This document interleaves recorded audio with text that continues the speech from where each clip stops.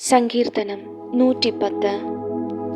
യഹോവ എൻ്റെ കർത്താവിനോട് അരുളി ചെയ്യുന്നത്: ഞാൻ നിന്റെ ശത്രുക്കളെ നിന്റെ പാദപീഠമാക്കുവോളം നീ എൻ്റെ വലത്തുഭാഗത്തിരിക്കാം. നിന്റെ ഫലമുള്ള ചെങ്കോൽ യഹോവ സിയോനിൽ നിന്ന് നീട്ടും. നീ നിന്റെ ശത്രുക്കളുടെ മധ്യേ വാഴുക. നിന്റെ സേനാ ദിവസത്തിൽ നിന്റെ ജനം നിനക്ക് സ്വമേധാദാനമായിരിക്കുന്നു.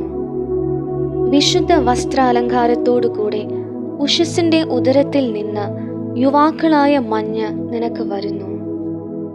നീ മൽക്കീസേദക്കിന്റെ വിധത്തിൽ എന്നേക്കും ഒരു പുരോഹിതൻ എന്ന് യഹോവ സത്യം ചെയ്തു അനുതപിക്കുകയുമില്ല. നിന്റെ വലത്തുഭാഗത്തിരിക്കുന്ന കർത്താവ് തൻ്റെ ക്രോധ ദിവസത്തിൽ രാജാക്കന്മാരെ തകർത്തു കളയും. അവൻ ജാതികളുടെ ഇടയിൽ ന്യായം വിധിക്കും. അവൻ എല്ലായിടവും ശവങ്ങൾ കൊണ്ട് നിറയ്ക്കും.